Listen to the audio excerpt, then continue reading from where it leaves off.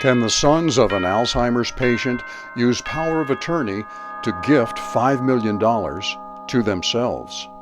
All of the gifts must be invalidated on the basis that there is no donative intent on behalf of the principal, the decedent, Frances Fern.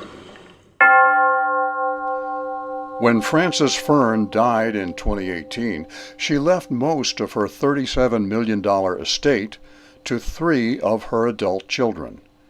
Tony and Chris Baker, sons that Frances had with her first husband, Arthur Baker, who died in the 1950s, and her daughter, Tracy Fern, Frances's only child, with her second husband, Daniel Fern, a real estate investor who died in 2001.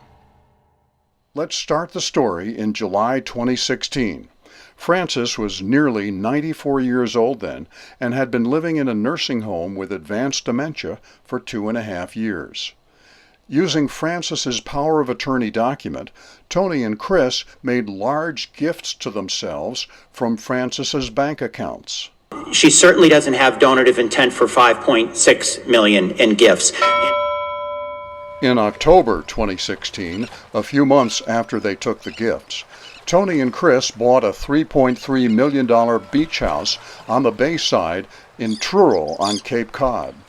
The money being used for the purchase of the house, that's when the gifts were made, so you're looking at the timing. 2, the fact that he didn't have to sell his stock. You have Tony Baker saying that he didn't have to sell his Apple stock. He acknowledges that without the gift, I probably, in my decision for my portion of the joint ownership, I would have done it in a different way. Tracy Fern found out about the gifts after her mother died. She sued, demanding that the courts claw back the $5.6 million.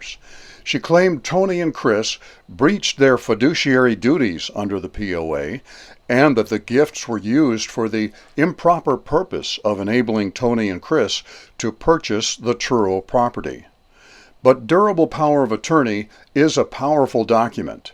It stays in force after you lose capacity. The POA gives your agent the power to make decisions based on what you write in the document.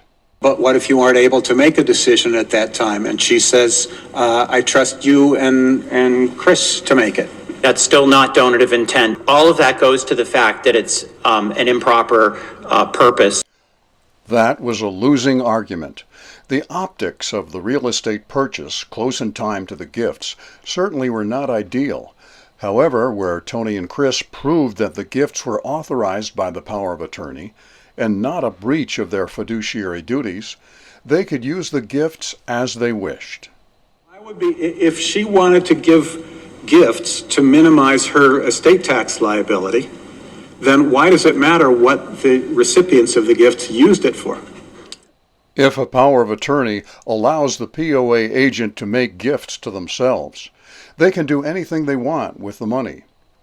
If you want to put restrictions on gifted money, make a trust that requires the trustee to distribute the money according to guidelines that you write in the trust instrument.